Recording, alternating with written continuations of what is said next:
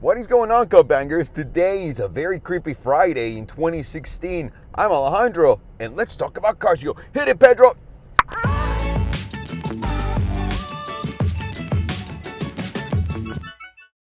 New cars. There is nothing better than being on the market to buy a new car. It's basically like an eternal version of Christmas for us car nuts. While purchasing a car, you get to sit in all these different cars that you're excited about. You get to drive them, feel them, you get to smell them, and then some more. Unfortunately, this is not that experience. When you're out to buy some of the most coveted cars on earth, all you get is an email asking you to deposit an X amount of dollars and to trust that you're gonna love the car once it gets to you. Oh, and some companies do allow you to pick your own color, so I guess that's pretty cool. Today I want to show you 3 cars that I'm looking at. I know they're not the cheapest ones or the easiest ones to get, but these are the 3 cars that I'm looking at and I really want. So let's start the list with something really simple. Something that you guys already know, that I've already said out loud many times. I really want that goddamn 675 LT Spider, but the Carbon series. My God.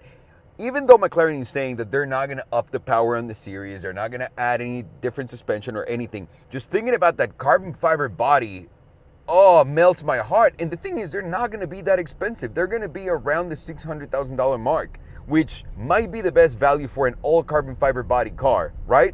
Or am I hallucinating? I love the McLaren, and if they're adding any more rigidity to the chassis, you can only tell that car is going to be faster and even a greater experience to drive. So yeah, all in. I love to have an LT carbon fiber series, baby. So fingers crossed. On number 2 comes another brand that I already regret not having and selling, as you guys know. So let's talk about Aston Martin right now. And that is not the new DB9 that's coming out, which is the final goodbye to the DB9 series, where they're only making a limited amount of DB9s.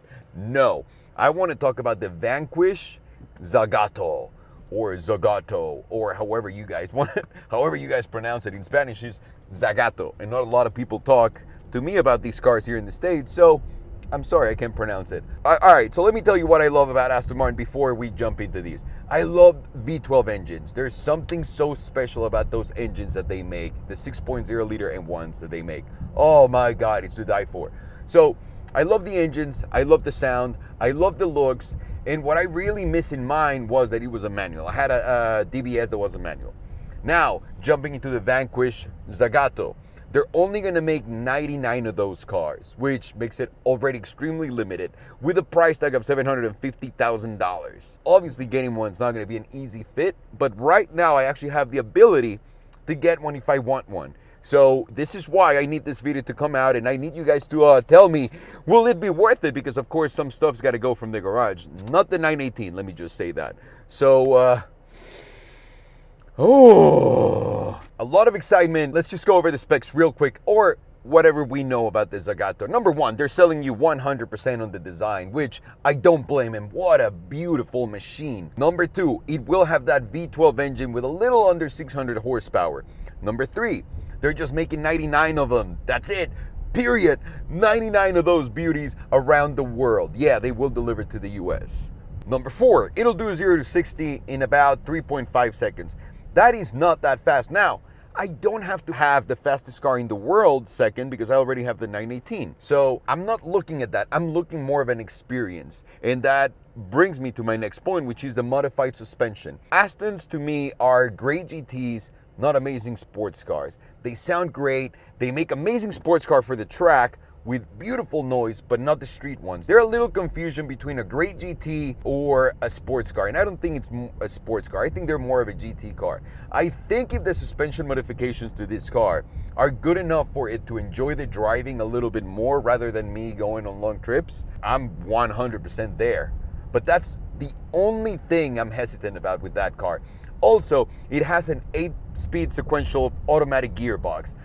I would much rather have a manual, and if Aston is like, yo, Playboy, we'll do you a manual, I jump on that right now, period. So Aston, call your boy and say, hey, Alejandro, we got a manual, man. And I'll be like, oh, okay, oh, car accident, ooh. 3 of the same cars. Was that weird, or what the fuck? That was the same car that crashed against each other 3 times. So 3 cars that look the same crashed against each other in the same color. I need to watch this replay, Pedro, by the way. I don't believe that what I saw just now.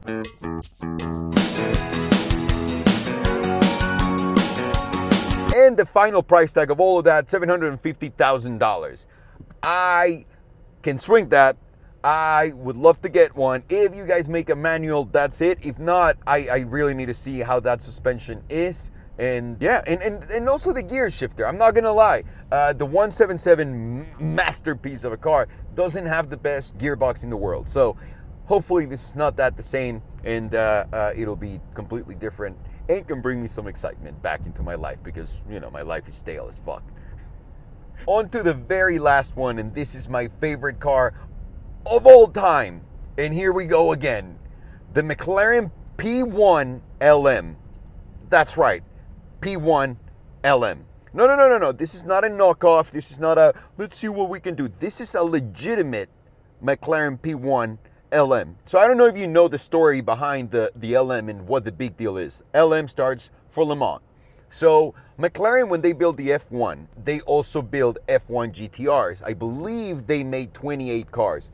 Out of those 28 cars, a company called Lanzante, and I'm probably pronouncing that wrong again, let's just refer it to as That Cool Company. Lanzante actually grabbed 6 of those cars and turned them into the LM, which is a road version of the GTRs. So the 6 cars that they made that have a badge named LM are completely road legal, and they're, I mean, the last one traded for about 30 million euros.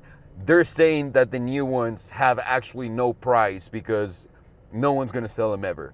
So yeah, this is why I'm so excited about this car. So Lanzante made 6 of those. McLaren UK bought one back and allowed 5 of the others to be sold to customers. Now the history repeats itself with the P1 LM.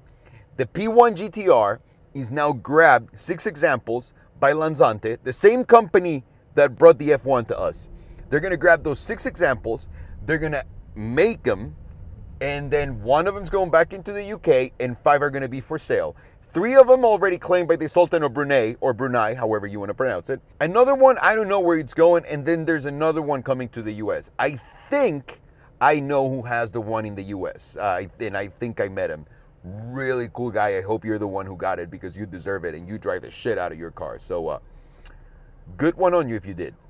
So what exactly makes this car so special? And aside from being a P1 to begin with, the fact that it's the GTR, so yeah, the hardcore version turned into a street legal version. So the conversion from the P1 GTR went into the street version by Lanzante, and it includes, number 1, they put back the actual battery in the car so that you can get the 986 horsepower when you're filling up with 99 octane gas. That's right, they added back the hybrid system.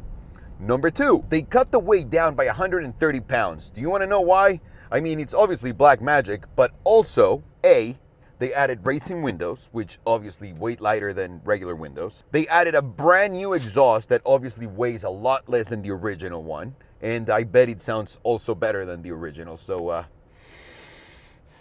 the next one, they took out the AC, and completely different, they gold-plated the engine bay with gold leaf again, like in the original F1. Oh, it hurts just to know that that car exists and I don't have it, and there's no way I can have it right now.